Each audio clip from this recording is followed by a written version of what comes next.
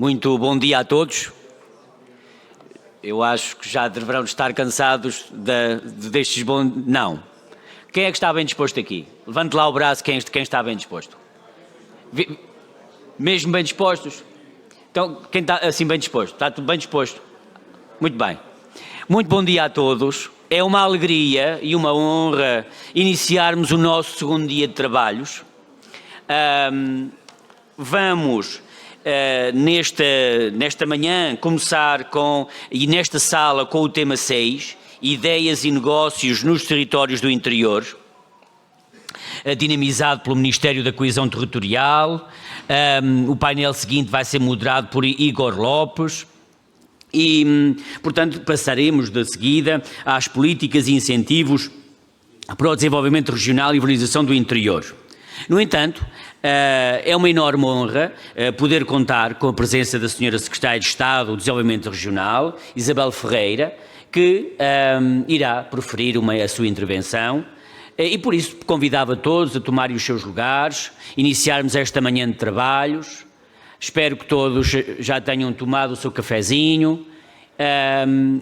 Portanto, vejo que estamos a instalar-nos. Dizer só que neste painel das políticas e incentivos para o desenvolvimento regional e valorização do interior temos um painel de veras conceituado, experiente, em que teremos o Júlio Pereira da CCDR Norte, o Dr. Jorge Brandão da CCDR Centro, a Teresa Almeida da CCDR Lisboa e Val do Tejo.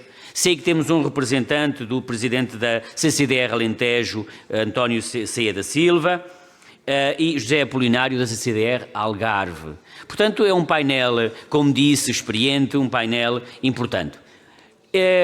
Convidava então a tomarmos os nossos lugares e convidava a Sra. Secretária de Estado do Desenvolvimento Regional, Isabel Ferreira, a usar da palavra.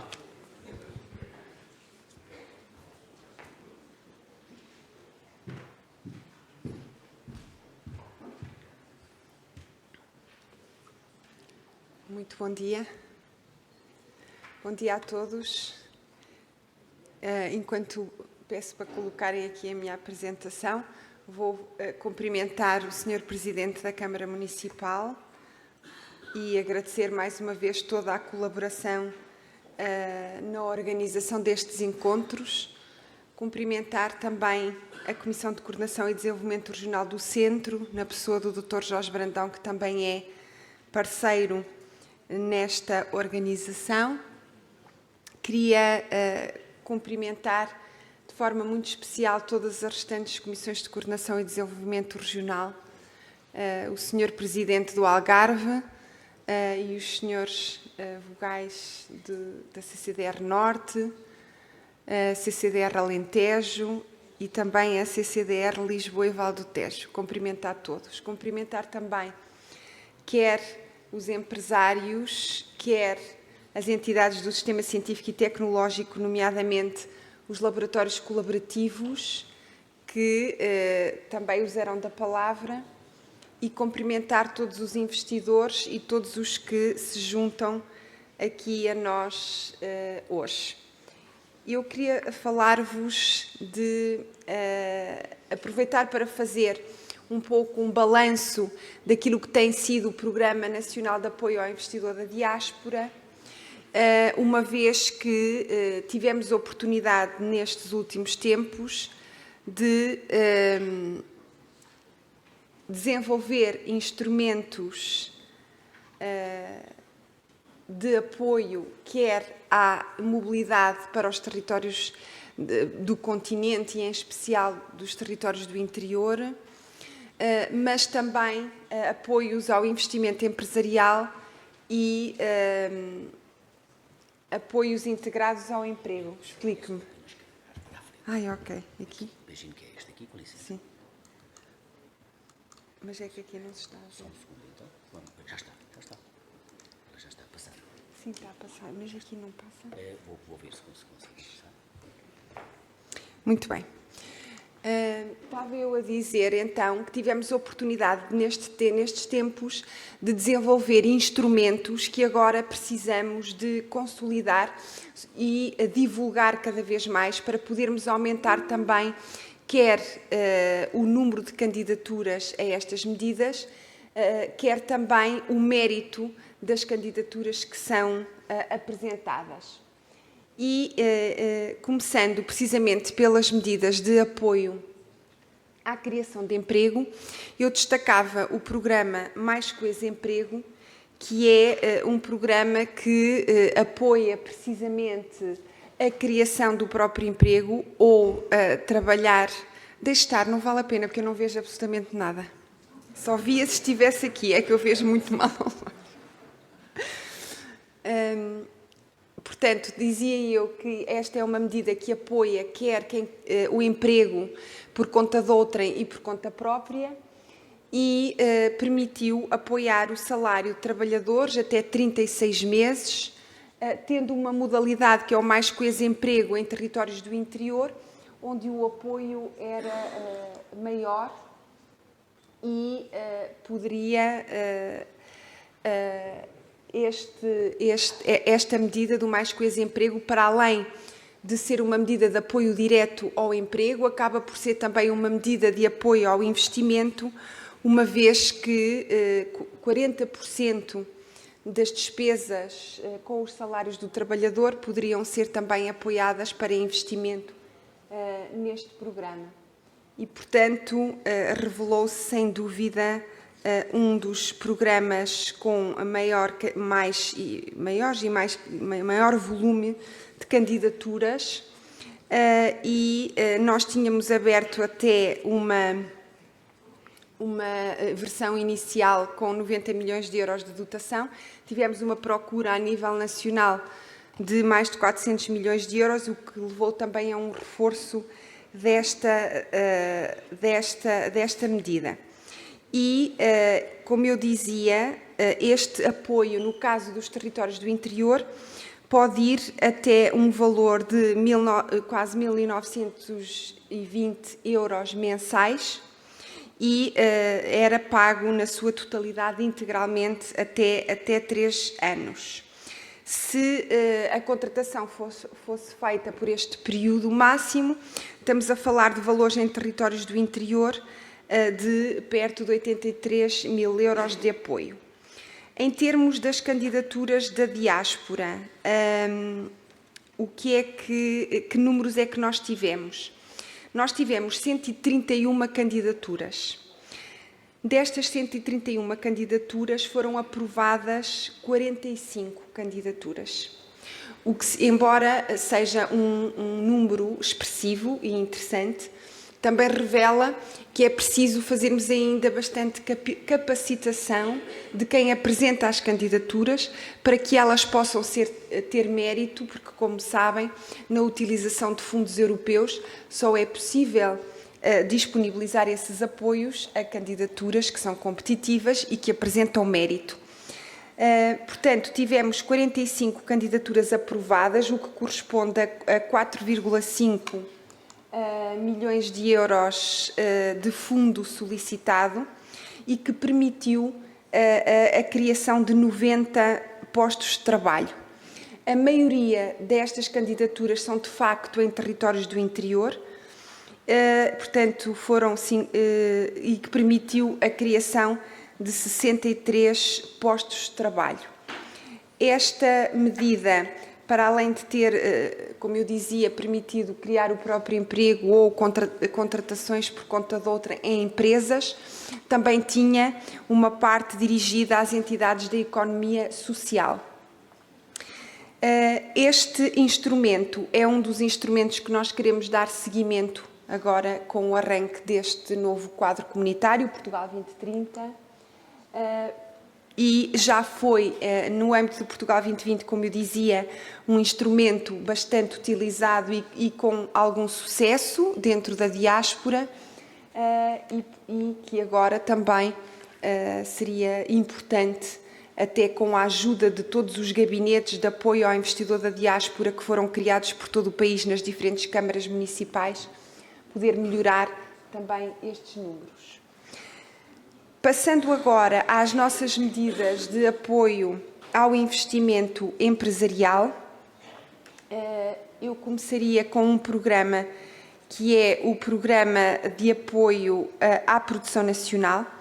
Este programa abriu com uma dotação de 100 milhões de euros, 50% em territórios do interior, e é um programa que permite o apoio direto ao investimento produtivo, com o objetivo de estimular a produção nacional das micro e das pequenas empresas e reduzir também a dependência face ao exterior.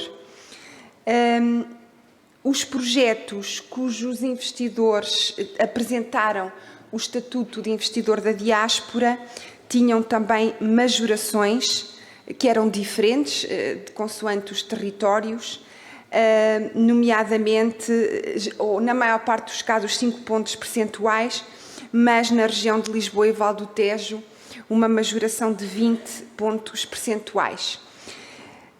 Neste caso, nós tivemos 2 empresas da região Norte aprovadas com o Estatuto de Investidor da Diáspora e uma empresa da região Centro também aprovada, com um projeto aprovado neste programa de apoio à produção nacional.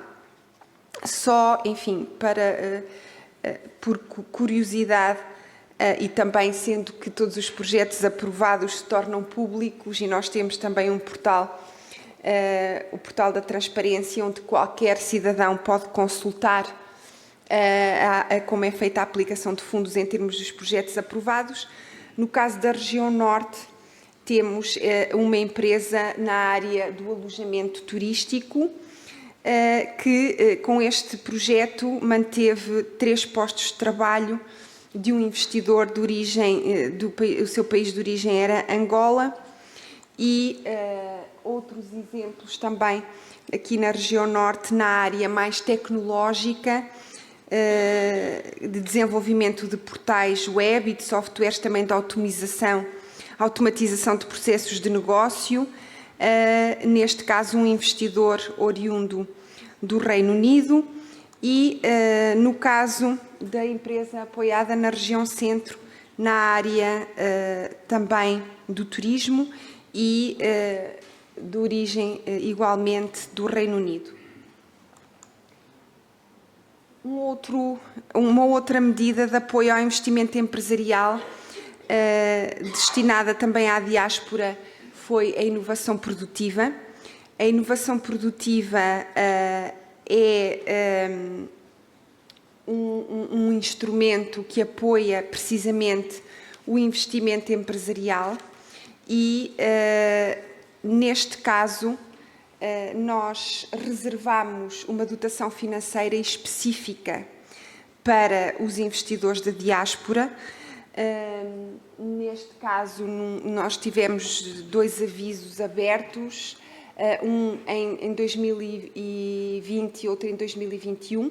No primeiro, uma dotação financeira de 30% e em 2021 uma dotação financeira de 20% da totalidade do aviso para a diáspora. Neste caso, estes instrumentos são de facto bastante interessantes do ponto de vista de apoio ao investimento empresarial e também aqui é muito importante a capacitação por parte de quem apresenta candidaturas, uma vez que o número de candidaturas também não foi ainda, por exemplo, suficiente para esgotar a dotação financeira que nós tínhamos reservada, o que significa que não é por falta de recursos financeiros que estes projetos também se apoiam. Precisamos mesmo cada vez mais de reforçar estes canais, estas redes, a comunicação e a divulgação destes instrumentos. Alguns exemplos de projetos aprovados no âmbito da inovação produtiva. Temos também uma empresa na região Norte da área do setor turístico, de um investidor que estava em Timor-Leste e muito ligado, como eu dizia, à animação turística, com criação de um centro e de uma escola de mergulho e também experiências turísticas por uma região em particular neste território norte.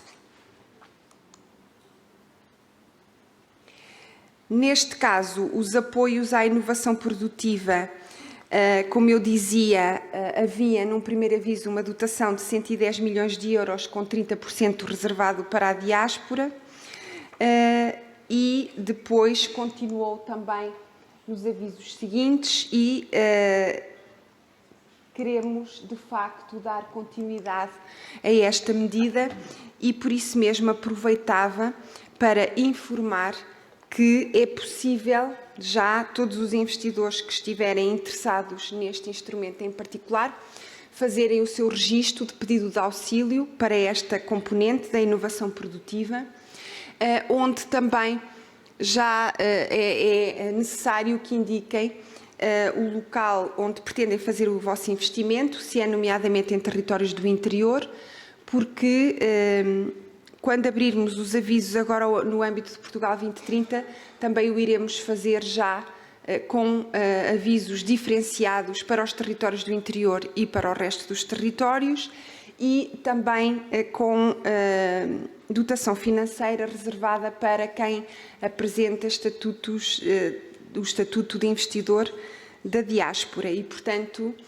sublinhar aqui esta nota importante de que é possível já fazerem este registro de pedido de auxílio, mas se não quiserem fazer já e apresentarem depois a vossa candidatura quando os avisos estiverem abertos, também o podem fazer.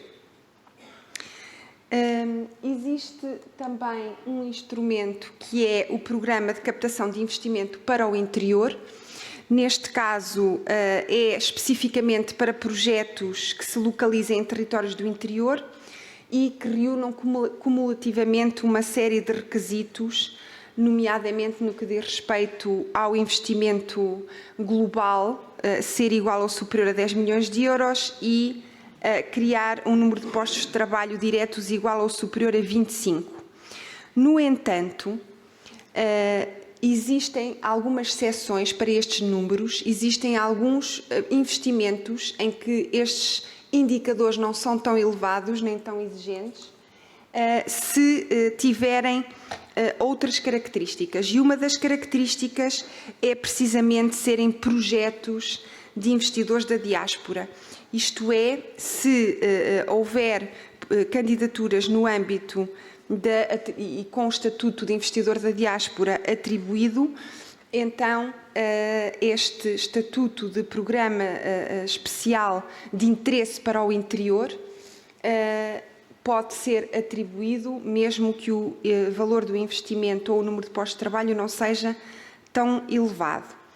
Neste caso, há um reconhecimento excepcional para estes projetos de interesse para o interior e terão também um apoio dedicado dos vários organismos da Administração Central importantes para que possam atuar como facilitadores no investimento selecionado.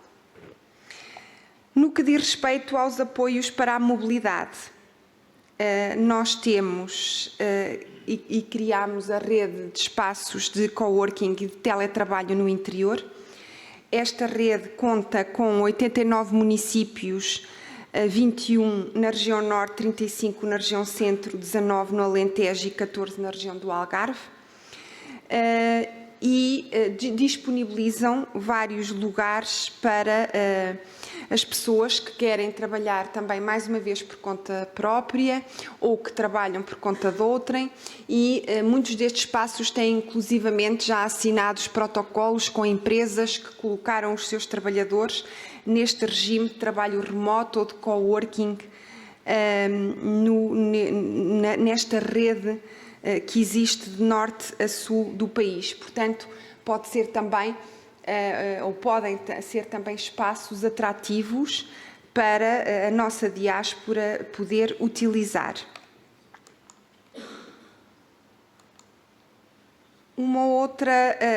Outros aspectos que eu gostaria de destacar são os nossos apoios fiscais, portanto, os benefícios fiscais, sobretudo para os territórios do interior.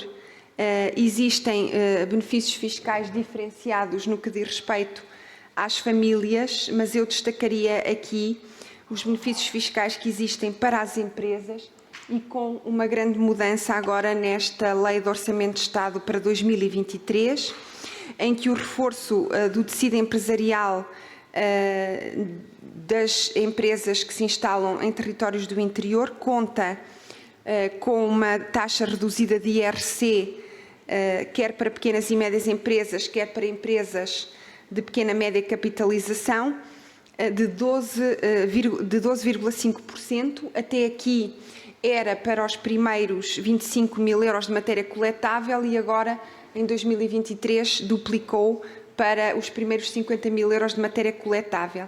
E criámos também um novo benefício fiscal para a determinação do lucro tributável destas pequenas e médias empresas ou das small mid cap, onde os encargos correspondentes à criação líquida de postos de trabalho são considerados em 120% do respectivo montante e contabilizado também como custo de exercícios. Portanto, é um benefício fiscal associado aos postos de trabalho que são criados nestes territórios do interior. Tudo aquilo que eu estive a dizer, com exemplos e com os passos que devem ser seguidos para utilizar cada um destes instrumentos, pode ser encontrado neste guia de apoio ao investimento da diáspora. Ele está disponível quer no portal do Governo, quer no portal do Programa de Apoio Nacional do Investidor da Diáspora e também no E-Portugal. Como eu dizia, descreve e sintetiza num só documento várias informações relevantes, pensamos nós de forma simples e acessível e que vos possam orientar também para quem quer investir ou alargar a sua atividade económica em Portugal, mas também ajudar os nossos empresários que querem internacionalizar os seus negócios através da diáspora. Este documento, este guia de apoio, ele foi feito também no âmbito do Portugal 2020. Nós estamos agora a arrancar com o novo quadro comunitário Portugal 2030. Este guia será atualizado, mas muitos destes instrumentos irão manter-se, nomeadamente aqueles que eu optei por falar hoje, como o Mais Coisa Emprego, como o Programa de Apoio à Produção Nacional, ou o instrumento da inovação produtiva, ou ainda estes benefícios fiscais, como eu falei.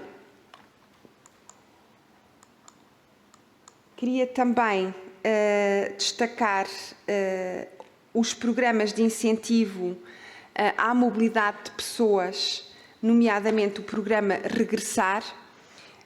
Este programa Regressar é um programa que apoia e que está permanentemente aberto e que apoia a mobilidade geográfica para os territórios de Portugal e os números têm sido bastante interessantes. Nós temos mais de 9.528 pessoas oriundas da diáspora que se deslocaram para Portugal. Destas, apenas 1.819 foram para os territórios do interior, portanto, este também é um dado interessante que nos indica que quem está a utilizar o programa Regressar também ainda o faz maioritariamente para as áreas metropolitanas ou outros territórios fora do interior. Este programa Regressar tem um regime fiscal mais favorável, de isenção de IRS de 50% nos primeiros anos, e tem também uma linha de crédito associada, que é a linha de crédito Regressar, de apoio ao investimento empresarial e de criação de novas empresas. Nós hoje temos em Portugal também o programa Trabalhar no Interior, que apoia especificamente quem quer se deslocar para territórios do interior, que também tem tido uma adesão bastante interessante. O programa Estudar em Portugal também permite, porque prevê no Concurso Nacional de Acesso ao Ensino Superior Português, 7% das vagas para os imigrantes portugueses e familiares também que com eles residem no estrangeiro. Nos últimos 2 anos letivos temos já mais de 1.000 estudantes nestas circunstâncias em instituições de ensino superior, que nós também esperamos não só qualificar, mas conseguir também fixar e atrair estes jovens para que fiquem em Portugal. Esta era a principal mensagem que eu vos queria aqui deixar hoje, exemplos concretos de instrumentos que foram utilizados por investidores da diáspora nas diferentes regiões de Portugal.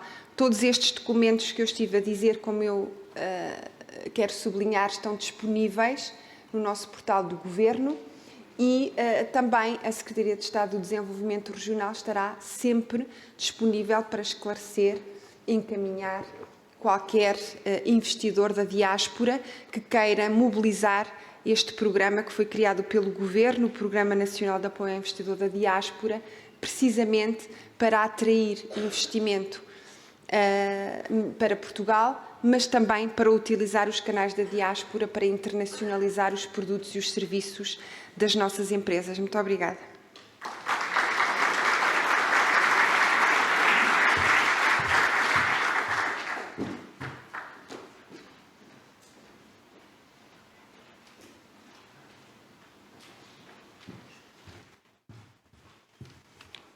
Agradecendo a intervenção da Sra. Secretária de Estado, damos então início a este painel, em que políticas e incentivos para o desenvolvimento regional e evolução do interior, em que convido desde logo o Sr. Moderador, Igor Lopes. Depois convido então da CCDR Centro, Norte, o Júlio Pereira. CCDR Centro, Jorge Brandão.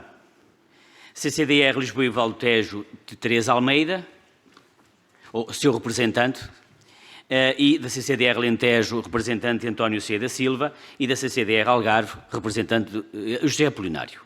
Sr. Moderador, passo-lhe a palavra e a condução dos trabalhos. Muito obrigado.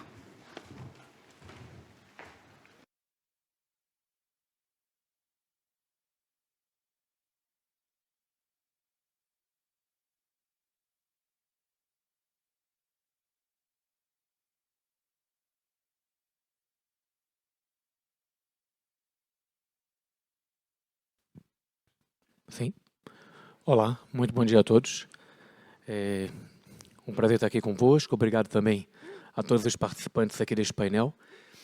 Nos últimos dias temos conversado bastante sobre oportunidades de investimento, apoios governamentais, políticas de incentivo, e hoje a gente traz essa questão um pouquinho mais voltada para o interior. E temos aqui o prazer de conversar com representantes das Comissões de Coordenação e Desenvolvimento Regional, do Norte, do Centro, de Lisboa e Vale do Tejo, Alentejo e Algarve, ou seja, regiões aí em franca expansão, não de hoje, mas que têm ultimamente alavancado aí sucesso também nas suas investidas. Eu começava perguntando a Júlia Pereira, da CCDR Norte, exatamente de que forma essas políticas de incentivo governamentais podem ajudar as regiões a aumentar também os seus ativos.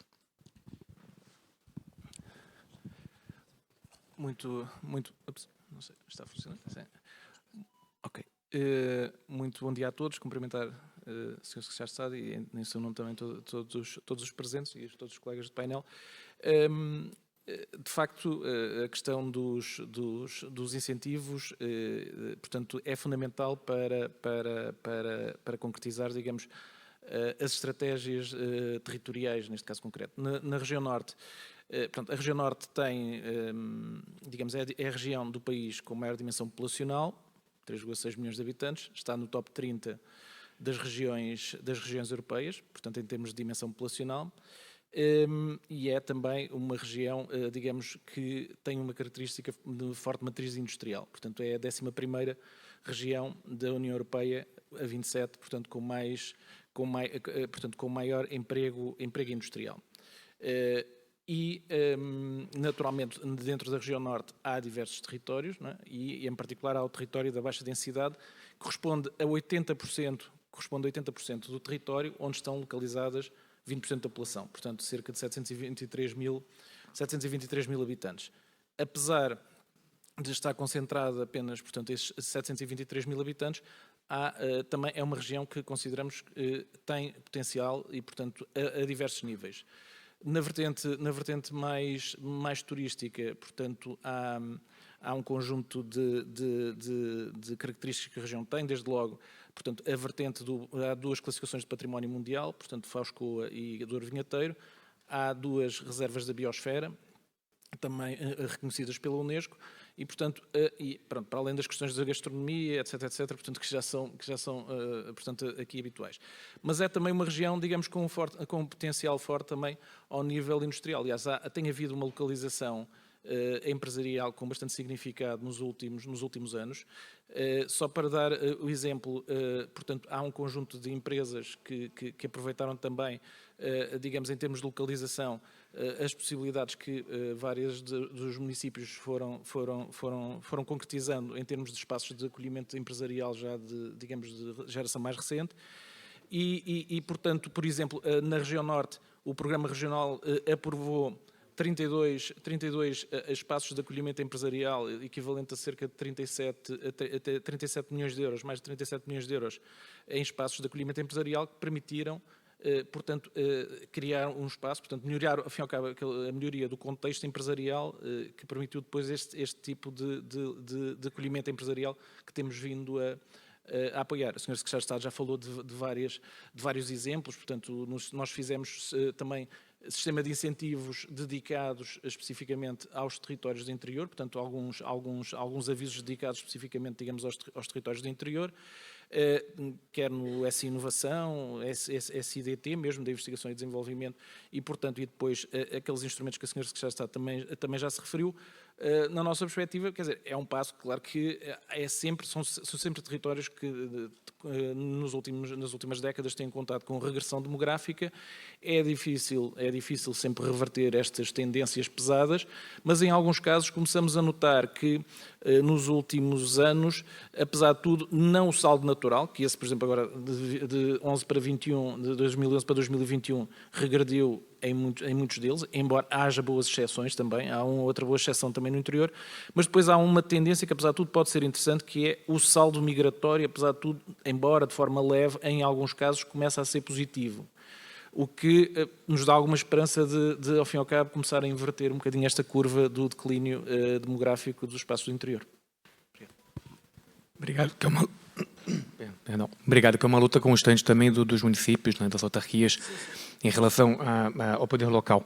E eu passava para a região centro aqui do país, justamente com essa questão. É uma região de Portugal que tem recebido investimentos e também tem recebido a população migratória, não só da diáspora, mas também de outros fluxos migratórios da Europa. Como a região centro tem trabalhado a questão da fixação das pessoas no território? Muito bem. Muito obrigado. Bom dia a todos, antes de mais, os meus colegas de painel, os presentes. Eu gostaria de reforçar como ponto de partida, quando olhamos para os territórios de interior, tendemos a sobrevalorizar os aspectos menos positivos e esquecermos um bocadinho dos aspectos mais positivos. E eu diria que, do nosso ponto de vista, os territórios do interior, da região centro e, porventura, de todo o país, do nosso ponto de vista, são territórios de oportunidade, antes de mais. Porque têm um conjunto de ativos e um conjunto de oportunidades que são extraordinários. E os exemplos do que pode ser feito nestes territórios são muitos. Eu imagino que no painel que vai ocorrer a seguir, porventura ouviremos falar de alguns exemplos, mas são muitos. E nesta dimensão, apesar de serem territórios que perdem população, estão a acontecer movimentos extremamente interessantes, eu diria em duas naturezas diferentes. Uma são pessoas que identificam as tais oportunidades de investimento e vêm para estes territórios, instalam-se e criam o seu negócio, e temos também já pessoas que vêm da Europa, de fora da Europa em particular, porque existem oportunidades de trabalho nestes territórios. Há poucos dias, um conjunto de deputados da Assembleia da República fez um périplo por empresas do nosso interior, Guarda, Covilhã, Castelo Branco, Fundão, e nós vimos coisas extraordinárias. Por um lado, empresas que, estando nestes territórios, trabalham para o mundo inteiro, literalmente, são empresas que têm negócios no setor automóvel, mesmo no setor têxtil, mais tradicional, mas que trabalham para todo o mundo, e as empresas já recorrem a mão de obra, nomeadamente da Ásia. É curiosíssimo ver um espaço onde trabalham imensas mulheres na costura, setor têxtil, e já se encontram rapazes novos, de turbante, também a trabalhar numa máquina de costura. São coisas extraordinárias. E, portanto, insisto, há aqui um conjunto de oportunidades que estes territórios de interior têm. Mas depois há outras condições que são também relevantes. Eu diria que nos territórios de interior, por meio de razão, a existência de redes que são redes de apoio que ajudam a enquadrar os diferentes investimentos. Dou também 2 ou 3 exemplos. Quando falamos no setor do turismo, por exemplo, falamos nas aldeias históricas. A rede das aldeias históricas tem um papel fundamental, de facto, em enquadrar muitos dos negócios que estão instalados nestas aldeias, em particular na área do turismo, e que permitem, de facto, oferecer um produto turístico que não é meramente o negócio individual de cada uma das empresas, mas é o negócio de alojamento turístico, é o negócio da restauração, é o negócio do enoturismo, é o património histórico que as aldeias têm para oferecer, são os produtos endógenos, artesanais, que existem nos territórios destas aldeias, e tudo isso cria um contexto favorável para estes negócios. Ou as aldeias do xisto, ou as rotas de enoturismo, que também iremos certamente falar, ou o Geoparque Estrela, ou o Geoparque da Naturtejo, são de facto redes, parcerias que contextualizam, que criam um espaço favorável, de facto, para os diferentes negócios que vão acontecendo, que vão ocorrendo nestes territórios. E uma última dimensão, naturalmente, que é a questão do financiamento, as oportunidades de financiamento. A senhora Secretária de Estado já deu vários exemplos dos instrumentos de financiamento que têm existido e que vão continuar a existir. Eu gostaria de reforçar, de facto, há 2 dias atrás, a Comissão Europeia aprovou os novos programas do Portugal 2030 para Portugal e, portanto, também para as diferentes regiões, em particular o nosso programa do Centro. Portanto, é um instrumento de financiamento com o qual vamos passar a ter no início do próximo ano, e eu destacaria algumas linhas de apoio que vamos de facto ter. Primeira, uma que, do meu ponto de vista, é das mais importantes que nós podemos ter para os territórios de interior, de facto, que é alargar a rede de banda larga no interior.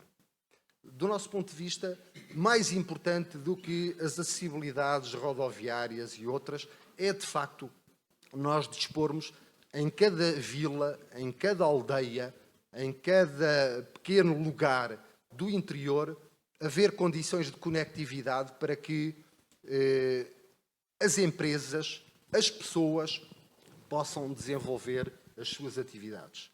Mas temos mais. Júlio já falou nas áreas de acolhimento empresarial. Obviamente, essa é uma dimensão importantíssima e nós já estamos a investir naquilo que chamamos áreas de acolhimento empresarial de nova geração, onde a questão da energia, a questão da conectividade são marcas fundamentais, mas também os diferentes instrumentos de financiamento, seja para projetos verdadeiramente internacionalizáveis, para projetos para investimento, nomeadamente investimento industrial, que quer trabalhar a nível global, mas também projetos de investimento de pequena escala para a pequena economia local, que também podem naturalmente ter aqui apoios, ter apoios ao emprego, ter apoios ao investimento. E a última nota que gostaria de reforçar, os apoios à contratação de recursos humanos altamente qualificados. Esta é uma linha de apoio que já temos atualmente no Portugal 2020, vamos continuar a ter no Portugal 2030 e eu reputo esta linha de apoio da máxima importância, porque para o território de interior é uma forma de captarmos recursos humanos qualificados que tendem naturalmente a ter oportunidades de emprego noutros territórios, seja em Portugal, seja mesmo internacionalmente, e temos aqui um instrumento que pode ajudar as empresas a captar, a fixar estes recursos humanos. Ficava já por aqui. Muito obrigado. Ok, muito obrigado. E ontem nós podemos também ouvir a Sra. Ministra Nobrunhosa e hoje a Sra. Secretária de Estado de Desenvolvimento Regional, Isabel Ferreira, falar sobre as questões justamente de incentivos, de políticas, de linhas de apoio, reforçando um pouco também o que é o papel do programa Regressar, que foi defendido ontem pelo diretor executivo também, José Albano. Eu perguntava, na experiência de Lisboa e Vale do Tejo, não é, da área de Lisboa e Vale do Tejo, de que forma esses programas são, na realidade, uma ajuda para incentivar a que haja investimento nos territórios e fixação de pessoas também. Muito obrigado, muito bom dia a todos.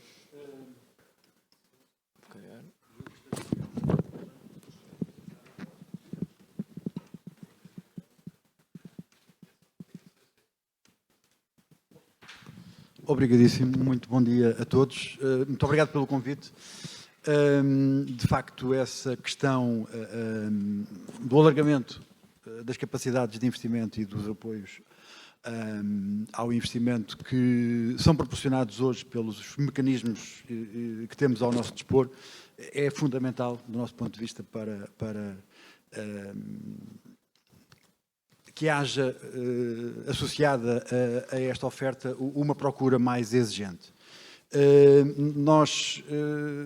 Este período de curto prazo caracteriza-se exatamente por aquilo que já foi dito. Temos o Portugal 2020 em final de execução. Temos ainda um valor significativo para executar e de apoio aos investimentos que estão em fase final. Temos agora uma sobreposição com o PRR, que é fundamental para muitas das áreas de investimento em que nos encontramos. Já falámos das áreas de acolhimento empresarial, temos uma relativamente importante aqui, bem perto, em Rio Maior. Há aqui um investimento muito significativo para a captação de investimento e para a captação de realização, concretização de atividades económicas nesta região em concreto. E temos também o futuro, que está a ser desenhado agora, com a abertura e o arranque do Portugal 2030, onde existe um conjunto de instrumentos muito significativo, diferente do PT 2020, em alguns casos com maior especificidade, com maior exigência, e onde temos que fazer uma divulgação específica bastante próxima daquilo que será as vossas necessidades para, do nosso ponto de vista, capturar o investimento direto estrangeiro, capturar o investimento da diáspora e a colocação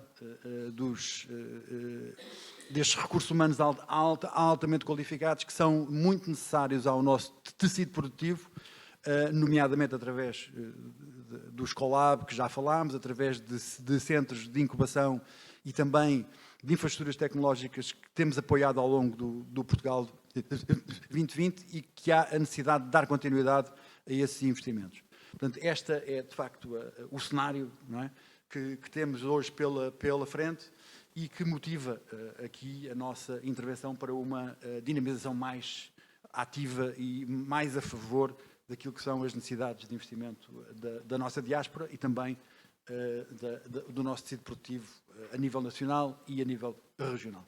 Obrigado. Obrigado. Reforçando também a existência dessas linhas de apoio, dessas condições tão específicas.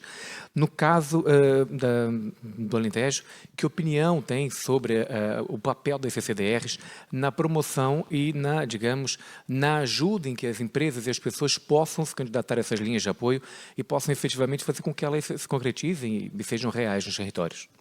Muito obrigado pela questão, obrigado também pelo convite à CCDR do Alentejo e à Autoridade de Gestão, cumprimentar os colegas de painel e cumprimentar também todo o público e autoridades e instituições aqui presentes. Eu agradeço a questão, mas se fosse possível eu não iria fazer a apresentação, mas pedia que colocassem o slide 3 da minha apresentação para que pudesse ir respondendo de forma orientada à questão que colocou. E porque nós temos que nos colocar perante uma realidade em que os instrumentos de financiamento devem responder aos programas e à estratégia e não o seu contrário. E por isso é que hoje falamos aqui na adequação de linhas de financiamento, mas essas linhas de financiamento vão ter que responder a objetivos estratégicos.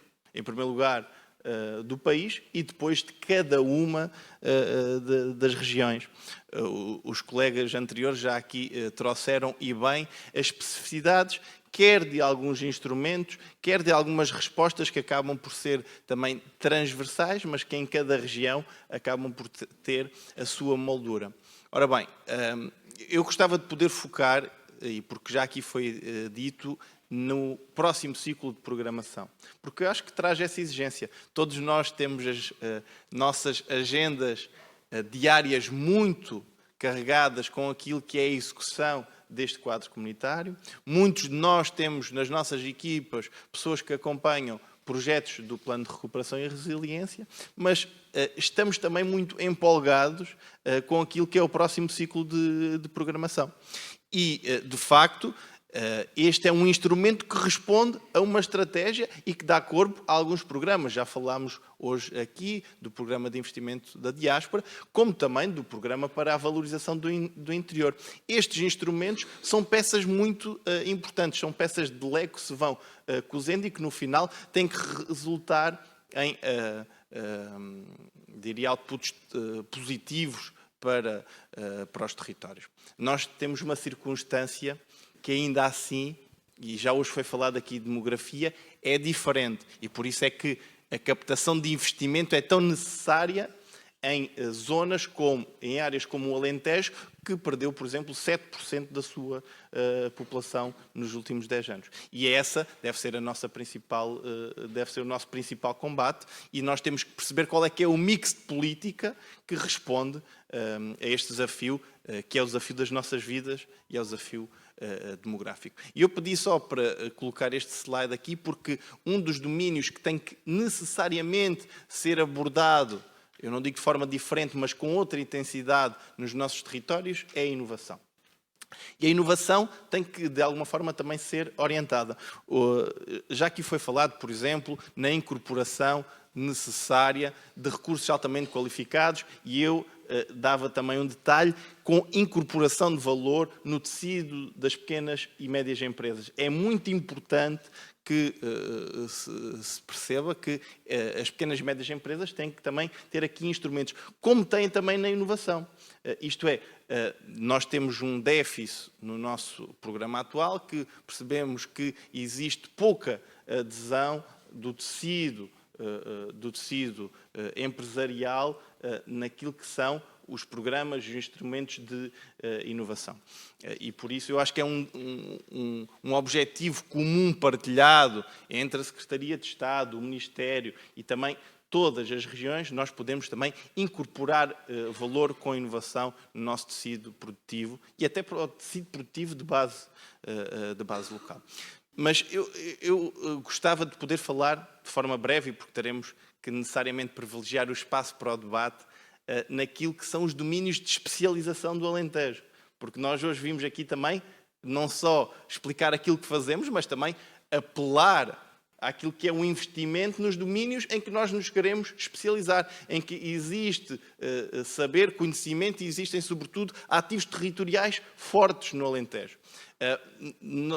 Temos dois domínios, de facto, que são transversais na nossa perspectiva de crescimento inteligente e que acabam por ser transversais ao crescimento de todas as regiões, que é a digitalização e a circularidade da economia, onde a CCDR do Alentejo tem também algum trabalho feito, e chamo também a atenção para a agenda digital que estamos a construir também com a forte colaboração da Secretaria de Estado e da Secretária de Estado do Desenvolvimento Regional. Percebemos que, de facto, a área digital, que vai desde a conectividade àquilo que podem ser serviços de interesse geral e de apoio ao cidadão numa nova lógica, são muito importantes para a nossa afirmação. Mas se pensarmos nos domínios da energia, e nós percebemos hoje que o eixo que liga Sines à nossa fronteira em Caia-Elvas tem não só uma perspectiva nova e transversal e que percorre todo o nosso país. Já vi que o meu tempo se esgotou, mas pedia-vos só mais alguns minutos.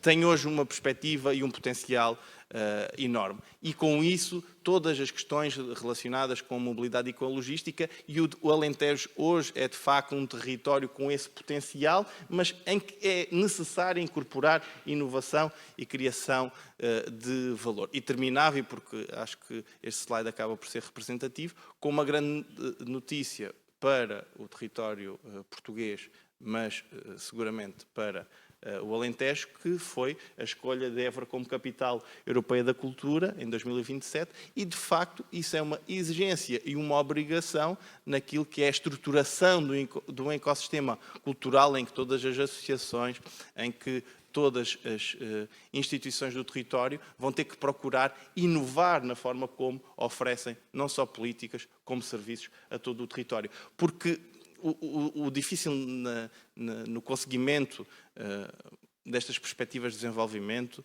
é, de facto, a persistência. E a persistência é nós termos motivação e motivação de longo prazo. E é isso que, de alguma forma, estamos a fazer no Alentejo. Obrigado.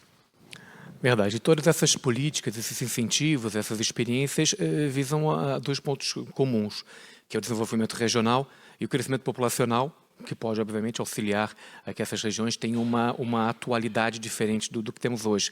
E eu perguntava, no caso do Algarve, da CCDR Algarve, que estratégias estão a ser implementadas para que a vossa região também combata um pouco essa sazonalidade, digamos, de investimentos?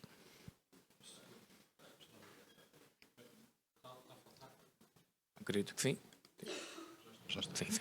Bem, eu gostava de fazer aqui um pedido, tal como fez o Tiago, se fosse possível pôr ali o slide 4, que é um slide sobre o nosso programa de... Se não, fazemos só um slide. Muito bem. Não, eu quero um... Não, este aqui é mais ao norte. Este aqui é mais ao norte. Bom, pronto, vai. Bom, mas ok, eu quero saudar a Sra. Secretária de Estado, que tem sido uma resiliente lutadora pelo tema da coesão territorial, e como o Sr. Ministro, o Sr. Presidente da Câmara, o Sr. Deputado à Assembleia da República, eleito pelo Círculo da Imigração, os meus colegas de painel, e ir respondendo à pergunta. Bem, eu venho do Algarve, não é? O Algarve é a mais importante região de turismo do país. Os que conhecem, não é? Falámos já aqui de 5G, de internet. Se fizerem uma pequena pesquisa no TripAdvisor e perguntarem quais são as 25 mais belas praias do mundo, há uma em Portugal, é no Algarve. Se forem também à internet e fizerem uma pesquisa quais são os restaurantes que têm estrelas Michelin, há 38 em Portugal. Há 8 no Algarve, 2 com 2 estrelas. Se fizerem uma pesquisa sobre onde é que cresceu a população e onde é que cresceu a população no Algarve, mas também temos, do outro lado, municípios onde perdemos população. E, portanto, o desafio que está aqui colocado é um desafio de coesão territorial. E a nossa apresentação focava, sobretudo, a necessidade de valorizar a coesão territorial. A intervenção nas aldeias, a articulação nas aldeias, como instrumento de dinamização territorial. Porque nós estamos aqui em Fátima e serviram-nos aqui uma água, estive aqui a ver, chama-se OP2, é Águas de Caramulo. Se estivéssemos no Algarve, porventura teríamos Águas de Monchique, que é um projeto no interior e dinamizado com apoios do programa Portugal 2020. Nós, tal como apresentou ali a Sra. Secretária de Estado, também tivemos direcionados para o interior investimentos no âmbito do programa Mais Coeso. No próximo fim de ano, há uma cooperativa que se chama Lavrar o Mar, sediada em Algesur, também no interior, que é uma cooperativa que vai trazer um novo circo e vai fazer a passagem de ano com o novo circo francês, a partir de quer em Sines, quer em Monchique. Monchique é o ponto mais alto a sul de Portugal. Se olharmos para o tema dos descobrimentos, nós somos a terra dos descobrimentos, Ainda agora, no dia 13 de novembro, assinalaram-se 462 anos sobre o falecimento do Infante Henrique. E o Infante Henrique foi, sem sombra de dúvida, enfim, o professor Freitas do Amaral chamava-lhe o comissário dos descobrimentos, não é? Seria se hoje existisse, seria o comissário dos descobrimentos. Bom, mas os descobrimentos foram, e a Escola de Sagres, não tendo existido enquanto escola física, foi a escola da náutica do mundo. Bom, nós abrimos recentemente um centro expositivo alusivo aos descobrimentos, no dia em que se assinalou o falecimento do Infante Henrique, que representa um investimento de 3 milhões de euros, para valorizar a componente de turismo e cultura num território de baixa densidade. Portanto, o desafio que aqui se coloca é, sobretudo, um desafio de diversificação e de apoio, digamos já, aos valores, à potencial dos valores endógenos e numa lógica de baixa densidade. E eu diria que o Algarve, que é uma grande região de turismo, aconselho, portanto, a quem não conhece a visitar, aqui também estamos num grande ponto de turismo do país, de turismo religioso, mas se fizermos uma pequena pesquisa, quer dizer, e vermos assim, monumentos nacionais, quais são os monumentos nacionais com visitantes? Há o Templo de Diana, e quero saudar aqui a decisão muito importante para o interior da Capital Europeia da Cultura 2027 ser em Évora, ao Templo de Diana. Depois há o Mosteiro dos Jerónimos, que é o monumento nacional mais visitado, mas logo a seguir há a Fortaleza de Sagres. E depois os passos em Guimarães, dos Duques de Bragança. Estes são os 3 monumentos nacionais mais visitados. Que em nome dos princípios da descentralização, nós pensamos, aliás, que serão brevemente geridos, quer pelos municípios, quer pelas CCDRs. E, portanto, dizer que o ponto que se coloca e o apelo que faço a todos, nós somos uma terra de oportunidades, temos universidade, temos conhecimento, temos possibilidades de investimento, e eu julgo que, fazendo bem o ponto que é a necessária gestão dos fatores endógenos, do potencial endógeno, com o aproveitamento dos fundos, somos uma terra de oportunidades. Há hoje investimentos na vinha, no Algarve, nomeadamente cidadãos franceses, e não só. Há hoje investimentos na alfarroba. A alfarroba é uma árvore que não consome muita água e, portanto, é um bom investimento em termos de rentabilidade. Há investimentos nos frutos vermelhos. Os frutos vermelhos também têm um enorme potencial de investimento. Há o envelhecimento ativo. O envelhecimento ativo é, no ponto de vista de articulação entre saúde, qualidade, bem-estar. A região do Algarve é, naturalmente, na primeira linha nesse quadro de investimento ativo.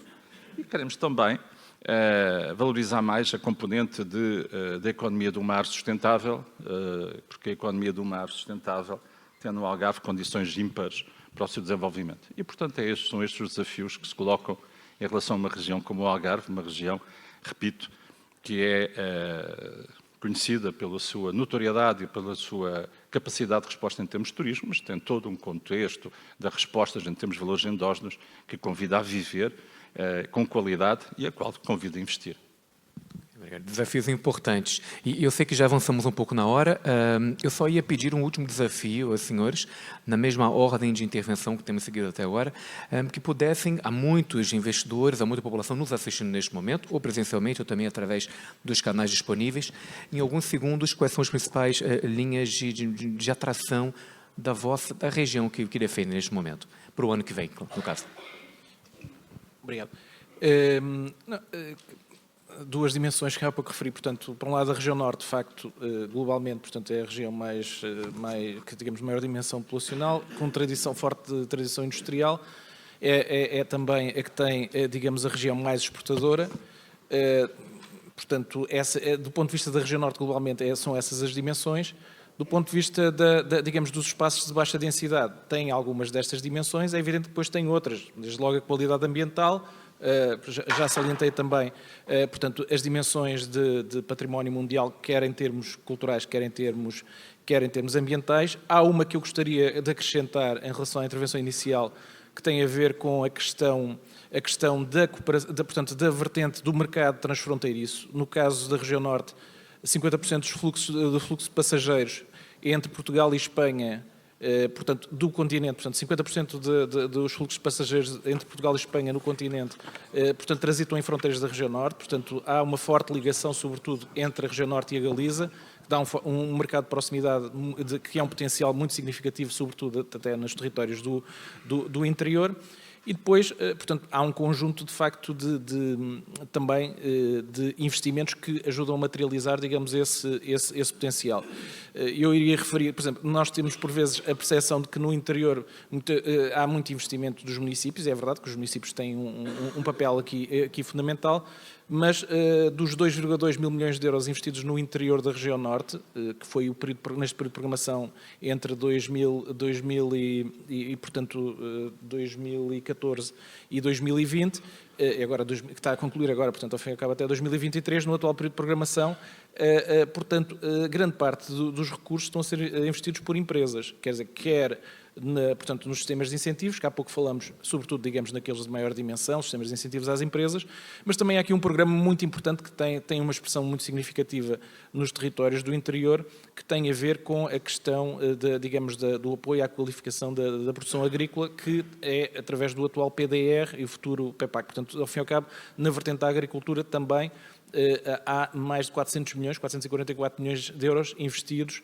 Portanto, os sistemas de incentivos é o primeiro. Os sistemas de incentivos às empresas têm 500 e tal milhões de euros. O segundo é de facto, a questão do investimento mais orientado para as questões agrícolas, 444 milhões de euros.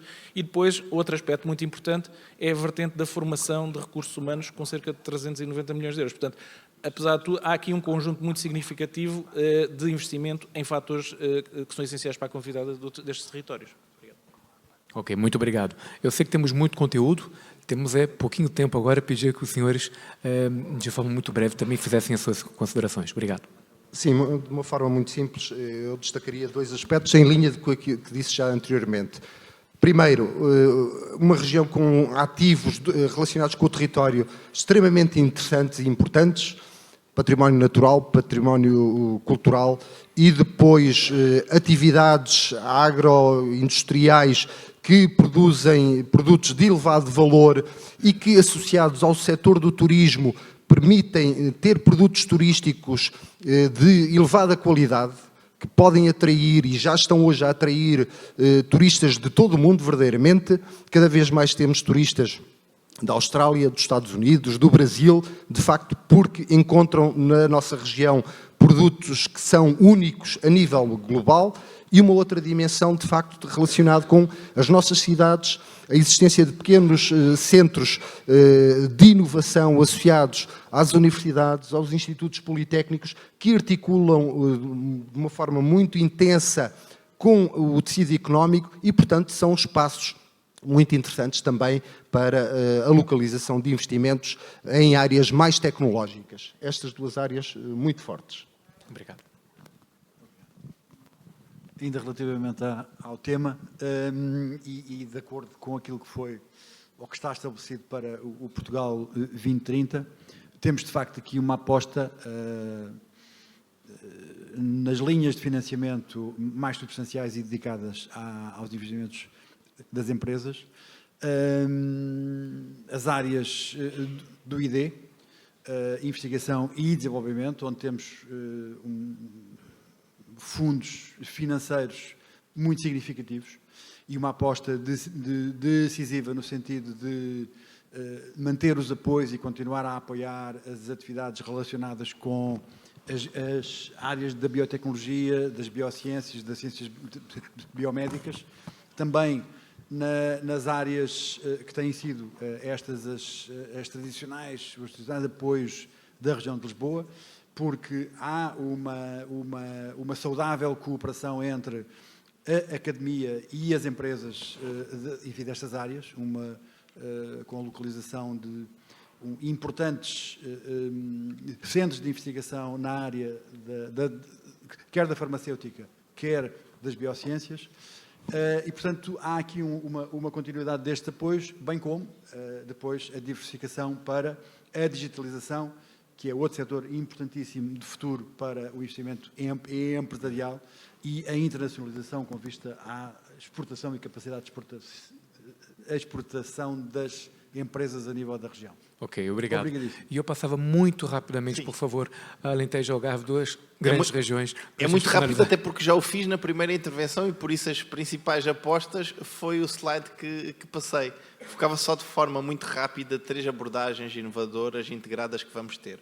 Uma partilhada com o Algarve, um investimento territorial integrado para a água e ecossistemas de paisagem, onde as componentes de inovação são de facto importantes. Depois, uma novidade no nosso território, que é o Fundo para a Transição Justa no Alentejo Litoral, que terá também um conjunto de oportunidades adicionais para empresas. E depois, e porque estamos em Fátima, temos um investimento territorial integrado entre a Lesíria, Médio Tejo e a Oeste, onde vamos ter também um conjunto de oportunidades, não só para empresas, como também para instituições. De forma muito sintética, são estas as linhas inovadoras. Obrigado. Da nossa parte, é assim, em termos do interior, o grande instrumento inovador é esta iniciativa territorial focada na água e na paisagem, que é gerida em conjunto entre o Algarve e o Alentejo, e é um projeto inovador mesmo à escala europeia, porque é uma articulação entre duas NUTs diferentes, de NUTs 2.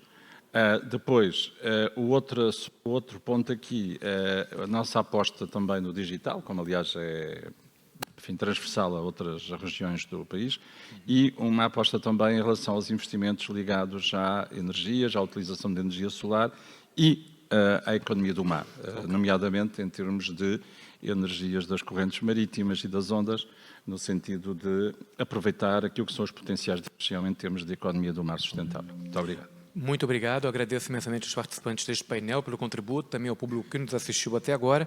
Eu dou por encerrado o painel Políticas e Incentivos para Desenvolvimento Regional e Valorização do Interior, com a presença dos responsáveis pela CCDR Centro, Norte e Centro, Lisboa, Vale do Tejo, Alentejo e Algarve. Obrigado. Bom dia a todos.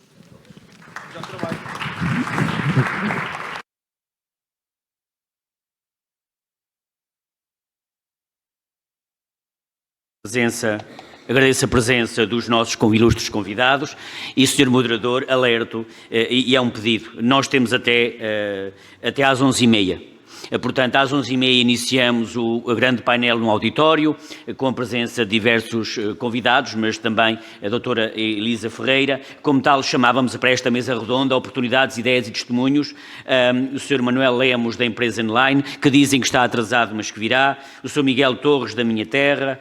Hugo Nobre, André Romanenko, Joaquim Lé de Matos, João Nunes, Rodolfo Queiroz. Nós temos aqui alguma limitação de lugares. Parece-me que talvez propunha que, se nós não conseguirmos ficar todos em palco, algum dos oradores pudesse... Vamos tentar, com quantos somos, por contingência, ou podemos angariar aqui. Cabemos, portanto, 1, 2, 3. Sim. Talvez... ok, muito bem. Meus caros, efetivamente esta é uma contingência. Eu que se calhar propunha que nós, Sr. Moderador, deixo à sua consideração, mas talvez uma primeira intervenção de 2, 3 minutos.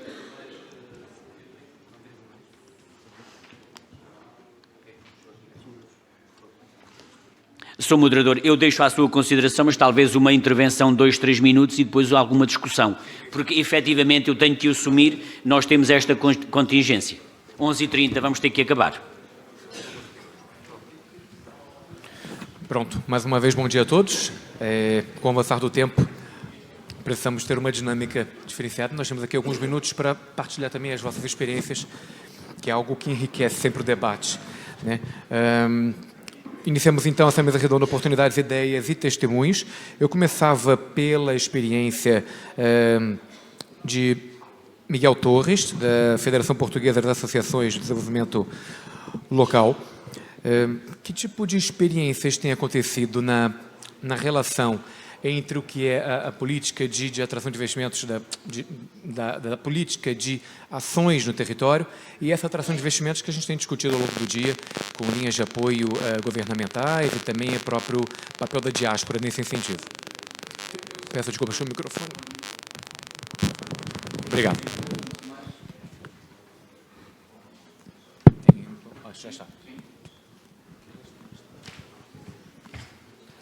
Bom Bom dia a todos. Antes de mais, obrigado pelo convite. Eu, para ser mesmo rápido, eu pedia que passassem um filme que enviámos. Eu tenho um filme de 2 minutos que, se fosse possível passar...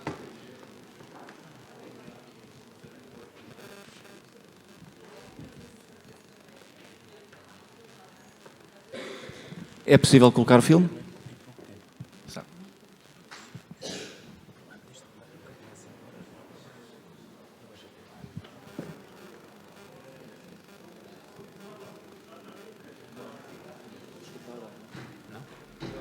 Não.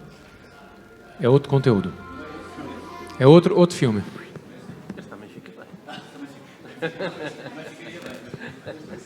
Estava a ver que isto tinha que ir da serra. Mas...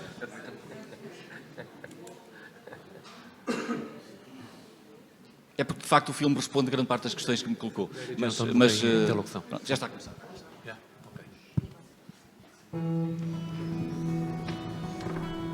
conhece os moinhos da Telma, o lagar do Fernando e o mel do Zé? São pequenos projetos de desenvolvimento local de base comunitária, financiados pela União Europeia. Preservam a identidade e dinamizam as economias locais.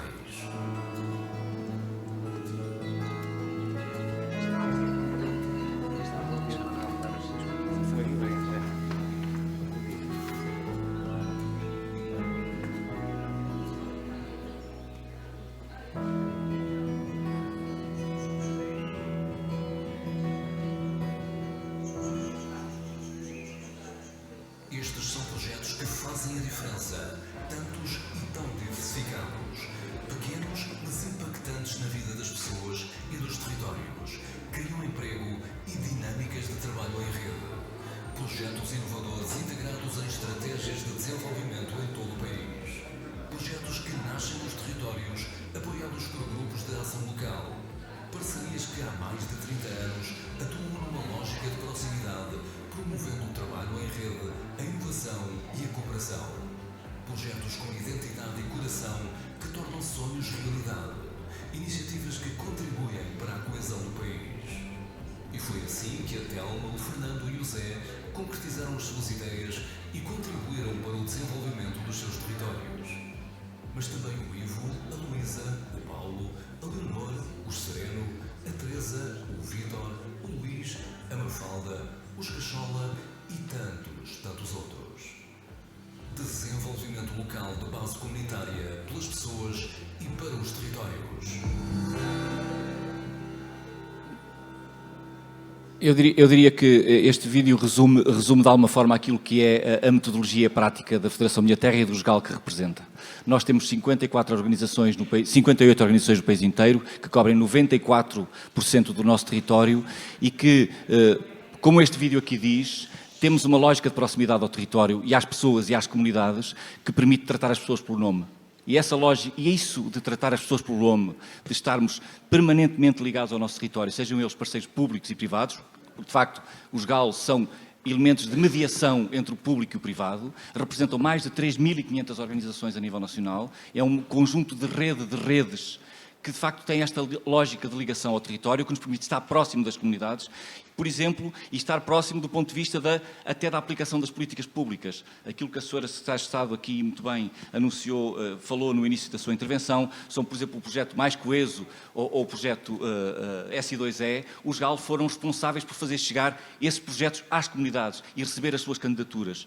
Tal como nos pequenos investimentos agrícolas. A lógica da proximidade, a lógica de trabalho permanente com territórios que, pela primeira vez, eu diria, historicamente, estamos a chegar a uma fase em que os territórios rurais começam a ter uma percepção positiva, contrariamente àquilo que acontecia até aqui há uns tempos esta parte, que havia sempre um discurso negativo sobre os territórios, o abandono, a desertificação e por aí fora. Agora há uma percepção positiva e, de facto, estes grupos de ação local, que estão próximos das pessoas, que trabalham conjuntamente com as pessoas e com as organizações, são, de facto, um elemento essencial por fazer chegar a tão propalada coesão territorial ao todo do nosso território.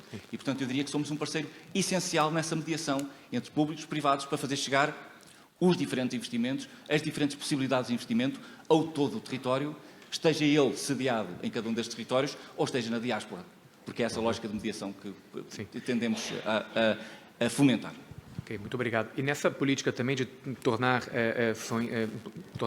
sonhos em realidade, nós temos a componente da promoção. Por isso eu perguntava ao Hugo Nobre, da WD Retail, de que forma a parte do marketing, do merchandising é tão importante na promoção desses territórios e dessas oportunidades.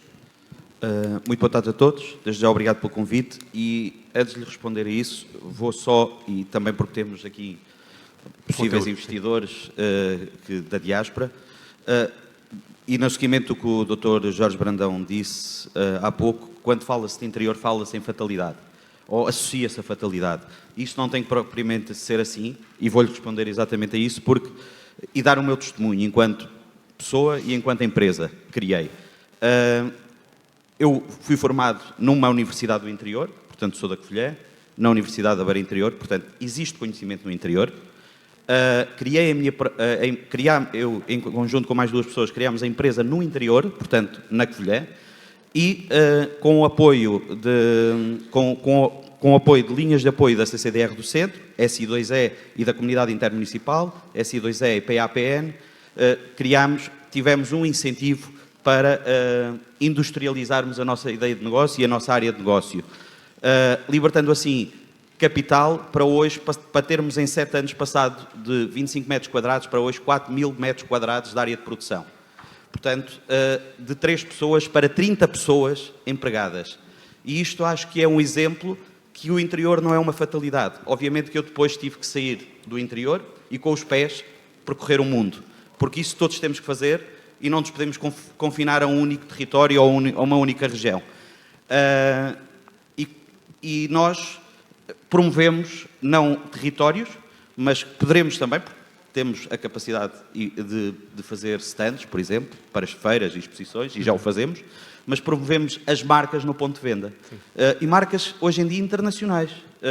Promovemos marcas internacionais que estão em Portugal e que estão noutros territórios, e do nosso volume de faturação, para terem uma ideia, temos 5% de representação local, 30% a 40% exportação, Espanha e Norte da Europa, fundamentalmente, e o restante, mercado nacional.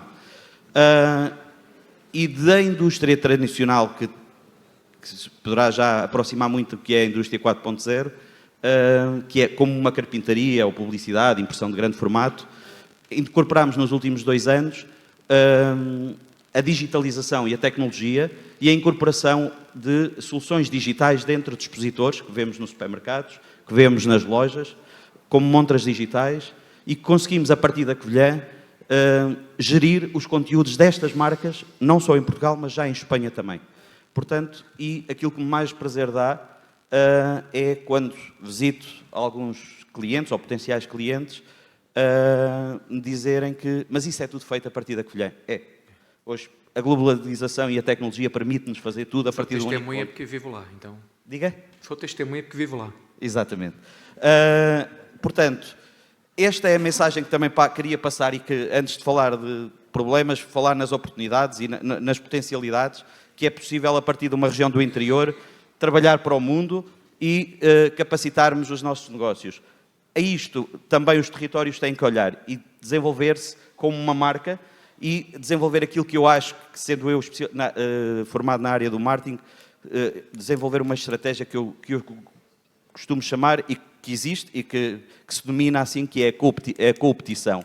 Ou seja, numa primeira fase temos que cooperar todos, atrair investimento, atrair pessoas, e na segunda fase, então, sim, podemos competir livremente, mas já com a atração e com a capacitação das pessoas e dos recursos dentro do nosso território. Isso é muito importante. Obrigado, Hugo. E também nessa componente de promoção das marcas, que é fundamental, há um ponto anterior, que é justamente o estabelecimento das empresas, os projetos empresariais também.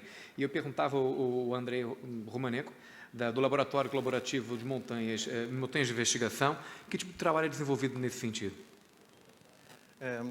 Laboratórios colaborativos são um tipo de instituição muito recente, tem mais ou menos 5 anos, e são instituições de interface entre o mundo académico, o mundo de investigação e desenvolvimento e o mundo empresarial.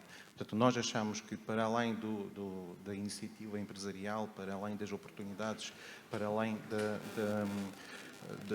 das fontes de financiamento, deve haver também parceiros, especialmente especializados na área técnica, na área científica, e os laboratórios colaborativos são estes parceiros muito próximo do mercado. Nós não somos entidades de investigação, portanto, não somos centros de investigação, estamos muito mais próximo do mercado, das instituições, portanto, das empresas e também da administração pública. No caso do MOR, nós trabalhamos as temáticas dos territórios de montanha, que também incluem os territórios de baixa densidade, com todas as virtudes, com certeza, e algumas especificidades económicas e sociais.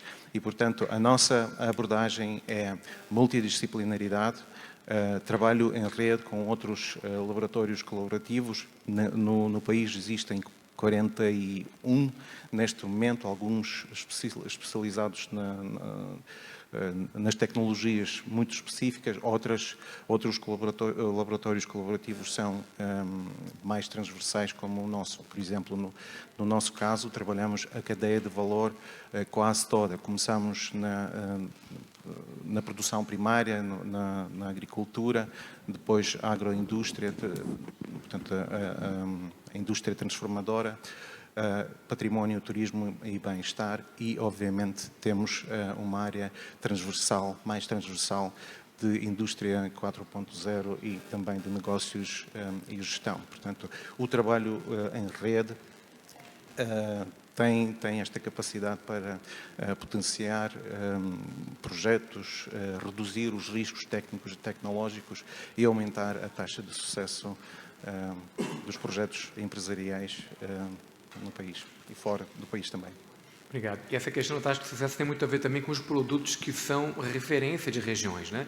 A gente agora vai ver um pouquinho da experiência do Joaquim Leite Matos, que é o presidente da Estrela Coop, que é a cooperativa de produtores de queijo da Serra da Estrela. O queijo por si só já é um elemento fundamental na cultura, na tradição de Portugal, mas há todo um processo antes e depois do produto final, né? Claro. Antes de mais, bom dia a todos. É um prazer estar aqui. Visto que também tenho muito pouco tempo, eu vou tentar ser o mais breve possível. Eu sou Joaquim Leite Matos, sou presidente da Estrela Coop, que é uma cooperativa dos produtores de queijo Serra da Estrela. Estou aqui em representação dos produtores de leite e dos produtores de queijo.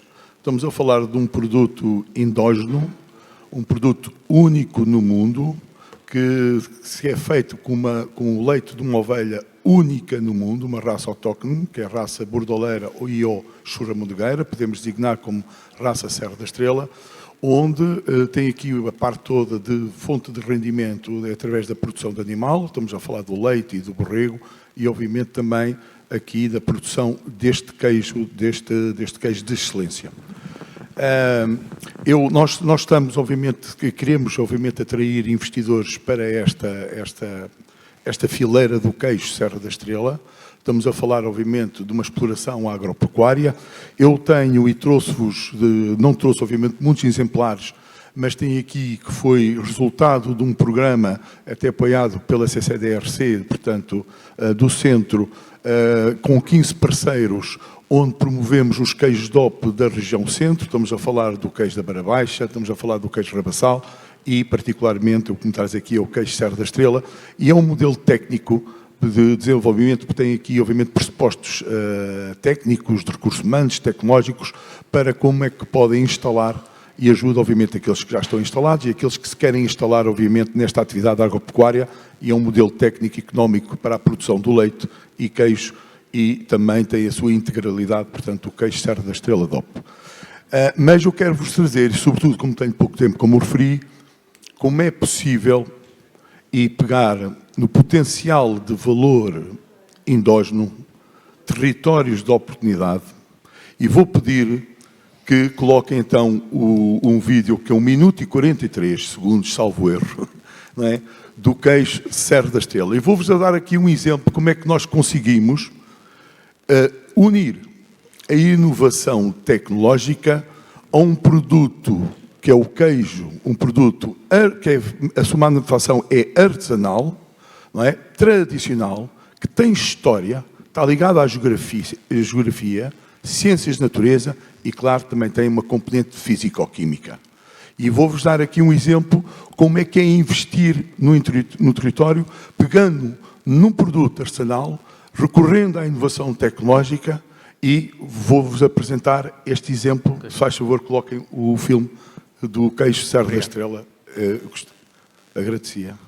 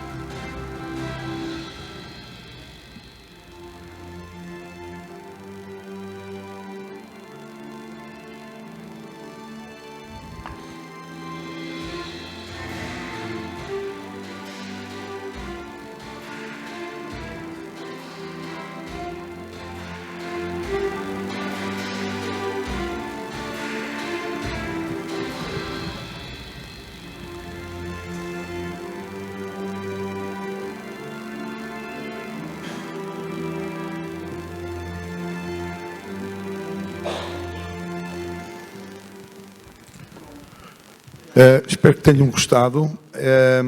Este projeto, eu vou-vos dizer, é um projeto que vai ser iniciado agora e está, portanto, em adaptação de instalações, construção e adaptação de instalações, e é o abrigo do queijo Serra da Estrela DOP.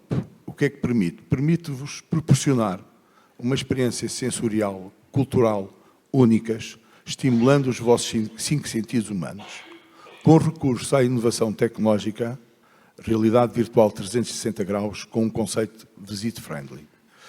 Como é que isto se consegue fazer? Suponham que entraram nesta sala e é-vos colocado uns óculos virtuais 360 graus, onde vocês vão visualizar um filme em 360 graus, um filme de toda a cadeia de valor da fileira do queijo Serra da Estrela. Isso permite que vocês tenham uma experiência de visão, áudio, e à medida que vocês vão vendo o filme, vai ser libertado para nós todos nesta sala o olfato para onde nós estamos a passar nesse filme. O cheiro. Da mesma forma, vocês têm a oportunidade de pôr as mãos na massa, fazer, obviamente, e fazer o vosso próprio queijo. Se assim o desejarem e o quiserem adquirir, ele é-vos enviado para a vossa casa 30 dias depois, que é o período de cura do queijo Serra da Estrela, e é-vos enviado com o selo de autenticidade. Este queijo foi feito por si. Depois podem subir, obviamente, e ter a parte do paladar. E aí não é só o queijo. O queijo Serra da Estrela é o ex-libris, mas há todo um cross-selling de todos os produtos endógenos da Serra da Estrela. Tábua de queijos, tábua de enchidos, o vinho, o mel, o azeite, entre outros. E têm a oportunidade também, com os vossos filhos, em família, proporcionar todo o itinerário pedagógico, onde vão, obviamente, e as crianças, e não só, e os familiares, terem a oportunidade, obviamente, de visualizar todo o itinerário pedagógico, onde está a história, está a geografia, a ciências de natureza e a físico-química, para aprenderem. E podem, obviamente, depois envolver-se, através deste cross-selling, em todas as atividades de animação turísticas existente do turismo. Como é que se consegue fazer isto? É um investimento com um valor aproximado de 800 mil euros, tem capitais próprios, tem uma sociedade de capital de risco envolvida, tem empréstimo bancário, tem uma sociedade de garantia mútua que garantiu, obviamente, este empréstimo e tem o apoio através da linha de valorizar o interior do Turismo Centro de Portugal. Isto é um exemplo do que se pode fazer e pegar num produto tradicional, artesanal e transformá-lo em valor histórico. Não é? Venham visitar um dia e brevemente perto de si. É um produto que dá água na boca e também muda a realidade financeira das regiões. Eu perguntava agora também, seguindo aqui a nossa interlocução, o João Nunes, do Laboratório Colaborativo para a Economia Circular, o que é isso da economia circular e como pode beneficiar essas regiões? Sim, antes de mais, bom dia a todos, cumprimentar todos os colegas que estão presentes, também cumprimentar e dar os parabéns para a iniciativa e também aqui todos os organismos. O Laboratório Economia Circular é nós valorizarmos de forma mais eficiente os recursos. O Laboratório Colaborativo são, de facto, criar uma ponte entre as empresas e a academia. É uma das coisas que mais falha, é como é que nós criamos uma ponte entre as empresas e a academia. Mas eu, se calhar, até olhando para o desafio investimento interior e os laboratórios cooperativos, o que nós tínhamos há 10 anos atrás não tem nada a ver com o que nós temos atualmente em termos de políticas de investimento.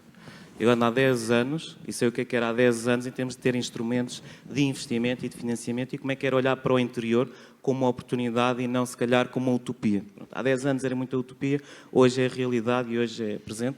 De facto, os laboratórios cooperativos é uma iniciativa exemplo, é apostar nas pessoas e o que nós costumamos dizer é que nós só conseguimos evoluir com conhecimento, tecnologia e pessoas. Quando nós olhamos para o interior é quase como olhar para um carro. Os recursos que nós lá temos é a estrutura e as rodas, mas se não tivermos motor e combustível, o carro não anda, a não ser se for empurrado à mão. Mas se for empurrado à mão, primeiro que ele anda ou que se desloca, ele não vai conseguir andar. O motor é o conhecimento da tecnologia das pessoas e o combustível é o investimento. Ou seja, também se pusermos investimento e não tivermos conhecimento da tecnologia de pessoas, também o carro não vai andar a não ser empurrado à mão. E de facto, apostar em tecnologia, conhecimento e pessoas é a prioridade que nós devemos ter. Olhando agora para o laboratório colaborativo, o que é que está a querer desenvolver nesse sentido? E acho que é importante, estou olhando, acho que o logo e as cores que temos do evento é muito interessante, porque temos investimento a verde, o verde de facto é a esperança, termos investimento, a diáspora vermelho, que é a energia, o motor que podemos ter a diáspora para ajudar a desenvolver estas atividades. Nós estamos a apostar em duas coisas muito importantes, que é a questão, as teses de investimento e a questão, as zonas prioridades de investimento, zonas prioritárias de investimento. Quando nós olhamos muito para a questão do interior e valorizar os recursos, estamos a falar em criar coisas novas. Quando estamos a falar em criar coisas novas, as teses atuais de investimento que nós temos, investimento, capital de risco, investimento financeiro, está muito orientado para o que existe, ou para empresas que existem, ou para quem já está a vender, ou algo que está a acontecer. Mas quando falamos conhecimento, tecnologia e pessoas, estamos a falar em que temos de aumentar a tecnologia, temos que fazer provas de conceito, demonstração, e aí há uma lacuna de investimento. A diáspora aqui, de facto, pode representar uma mais-valia. Nós estamos a ter bons resultados. Nós estamos, neste momento, com uma pessoa que é português, mas que cresceu muito e desenvolveu toda a sua atividade em França e está outra vez a apostar em Portugal e no contexto de investimento em tecnologia e pessoas, porque também foi para fora e percebeu o que é o valor da tecnologia e das pessoas para a necessidade de sobrevivência para o futuro. E de facto, nós estamos nesse contexto que é a tese de investimento para valorizar conhecimento, tecnologia e pessoas, que é, de facto, apostar no ativo intangível. Quando nós vamos a um banco e falamos em ativo intangível, isso não é valor. Se vamos a muitos dos contextos, é o que é que vende. Se está a falar em criar coisas novas, iniciar startups, spin-offs e desenvolver estruturas, estamos numa outra fase. Um outro campo é, de facto, criar as zonas prioritárias de investimento, que é criar os ecossistemas. E os laboratórios colaborativos são um motor de criação de um ecossistema que pode priorizar investimento porque cria as condições de base.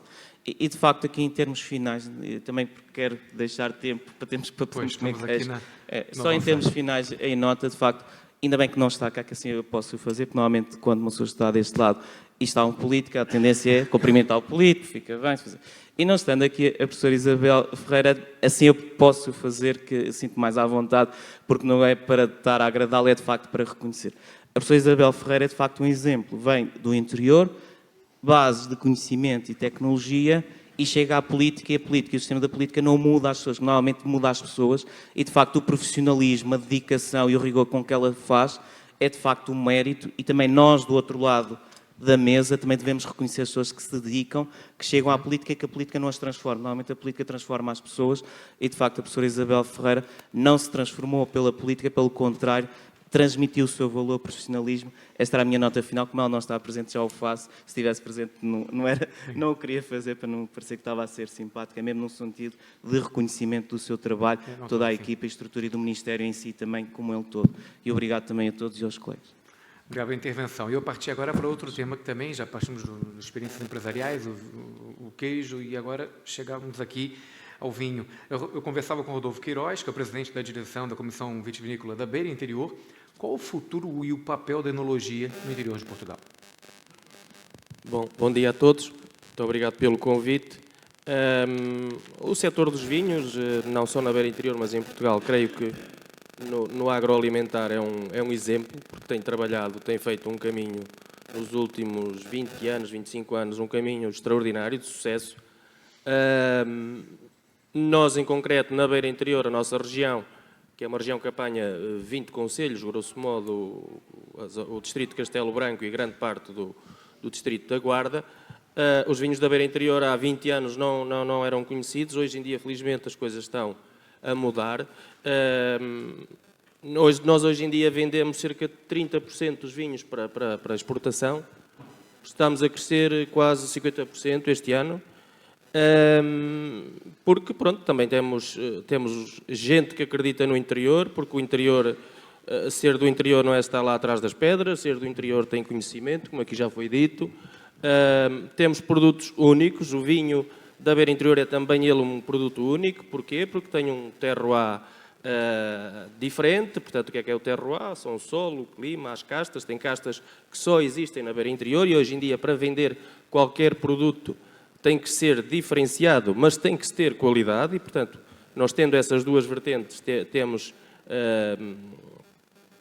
temos aqui uma oportunidade grande de crescimento. Somos a região do país que, neste momento, tem mais área de vinho em modo de produção biológica, os chamados organic wines, lá para os amigos da diáspora, que são vinhos que estão, portanto, numa palavra que ainda não ouvi cá hoje, que é sustentabilidade, que hoje em dia é muito importante e cada vez mais, até no impulso de compra da pessoa, quando compra um produto biológico, à partida sabe que tem menos intervenção que um produto normal. E, portanto, tem aí muitas oportunidades. A região já vende para mais de 30 países e, obviamente, que estando nós também aqui a falar para a diáspora, obviamente nós todos os anos fazemos algumas missões inversas em que trazemos cá importadores de vários países e estamos muito interessados em que esta comunidade, que é importantíssima para o desenvolvimento de Portugal, que é uma extensão de Portugal lá fora, se possa interessar por nós. Já agora, só para terminar, temos também, na questão do enoturismo, que está também a crescer bastante na nossa região e temos trabalhado com vários parceiros e eu há pouco temos aqui alguns projetos em que, por exemplo, temos a Beira Interior, o Dão, a Bairrada, o Tejo, Lisboa, um projeto que foi acompanhado ali pela CCDR Centro, que está na segunda fase do projeto e que eu espero que agora em 2023 ali o Dr. Jorge Brandão nos dê a novidade que vai ter uma terceira fase e que tem sido de facto um sucesso creio que até a nível europeu, de trabalhar em rede e nós, portanto, estamos sempre e vamos também trabalhar aqui com alguns laboratórios colaborativos porque estamos cá, todos somos poucos e precisamos muito da nossa comunidade que está espalhada pelo mundo e que nos pode ajudar muito a desenvolver os nossos territórios. Obrigado. Esse investimento pressupõe investimento. A gente conversa agora, por último, encerrando esse nosso painel, com o Manuel Lemos, que é investidor da diáspora, responsável pela empresa Enline. Manuel, que experiência você pode relatar para a gente sobre essa questão do investimento no interior de Portugal? Muito bem. Antes de mais, bom dia a todos. Pediram-me para falar em 2 minutos, por isso eu acho que todos nós temos que refletir um bocadinho. Eu trabalhei 7 anos com alemães e primeiro temos aqui um ecrã, já dei essa sugestão para o ano, um ecrã com um minutinho, cada um cumpre o seu timing. Vamos lá, eu vou gastar, mas ninguém cumpriu. Vamos lá. Eu sou transmontano, nascido e criado, emigrei na crise do subprime e estive pelo mundo, como todos os portugueses. Sou da terra do Bartolomeu Dias, Mirandela. E decidi voltar a Portugal, investir em Mirandela numa empresa de software para linhas de transmissão. Somos líderes tecnológicos em gêmeos digitais sem sensores e não é dito por mim, é dito pela própria indústria e por prémios que recebemos. Somos uma empresa que temos atualmente 40 pessoas, distribuídas entre Brasil, Peru, Alemanha e, obviamente, Portugal. Decidimos por Mirandela única e exclusivamente por razões pessoais. Os apoios vieram depois, que são muito importantes. A decisão do ir para o interior, obviamente, família, origens, mas acho que se faz um enorme drama com o interior, e acho que deve passar, acredito. Eu tenho um irmão que vive no Porto, está ali o meu pai a olhar, e por muito queiramos convencer, ele faz diariamente Porto Mirandela, porque o negócio dele está em Mirandela. Talvez daqui a 5 anos mude ideias, não é? Mas, a ver, o nosso interior é 150, 150 km da costa. Agora, você teletransporta-se para uma China, ou para uma Índia, ou para os Estados Unidos. Veja o que é o interior. Então, vamos pensar um bocadinho fora. Outra nota que eu queria dar. Sei que há aqui muita diáspora, há aqui muita gente empreendedora. Obviamente, isso acho que é um bocado genético e cultural. Pelo menos em minha casa, desde que eu me lembro, a conversa de mesa é muito a ver com dinâmica empresarial e ideias, e discutir ideias. Acho que isso tem que passar para a escola. Se houver aí alguém político, que acho que há vários, que tentem passar a mensagem lá em Lisboa, a escola deve ter uma disciplina, não obrigatória, mas quem quiser saber de negócios tem o apoio e começa a fazer seed e pré-seed desde criança, até pode ser a brincar, digital. Só queria dar mais uma palavrinha rápida. Temos produtos excepcionais, gostei muito da sua intervenção do queijo, mas eu, se fosse assim, contrataria alguém bom, se calhar um italiano, que se eles são bons, os romanos estiveram aqui muito tempo, mas não deixaram tudo, e diga-lhe, olha, o senhor vai estar 300 dias fora daqui, venda-me. E eu tenho uma empresa de vinhos no Peru, por isso não tenho vinhos da Beira Interior, mas vou querer. Você, se vende 30% fora, devia vender 70%. Então, esse é o grande objetivo. Exportem, metam-se nos aviões, vão às feiras, não tenham medo e mergulhem de cabeça. O mercado é brutal, os nossos produtos são excepcionais e é preciso uma boa dose de raciocínio, bom produto e um bocadinho de loucura. Que é importante, a loucura é importante. E disciplina, que por isso é que nós não podemos fazer tudo sozinhos. Se acharem que há gente melhor que nós na Alemanha, busquem o alemão. E eles não precisam estar cá, podem trabalhar remotamente. Como eu sei que cedi-me, eu só queria passar um vídeo de 50 segundos, está ali o colega do vídeo, só 50 segundos, já queimei, eu sei, mas o vídeo vai passar rapidinho. 50 segundos.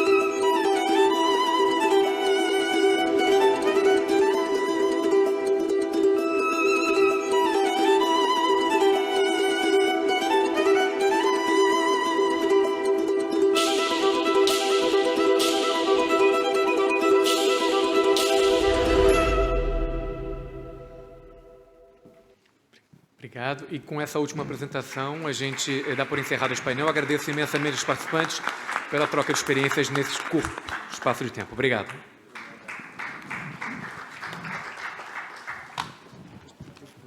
Pois é isso mesmo. Proponho que todos agora nos dirijamos para o auditório, onde vamos dar início à nossa sessão de políticas de coesão e reformas no quadro 2030, onde teremos connosco Elisa Ferreira, da Comissão Europeia, Fernando Alfaiate, Historiador de Missão Recuperar Portugal, Cláudio Joaquim e Bernardo Ivo Cruz, que é o Secretário de Estado da Internacionalização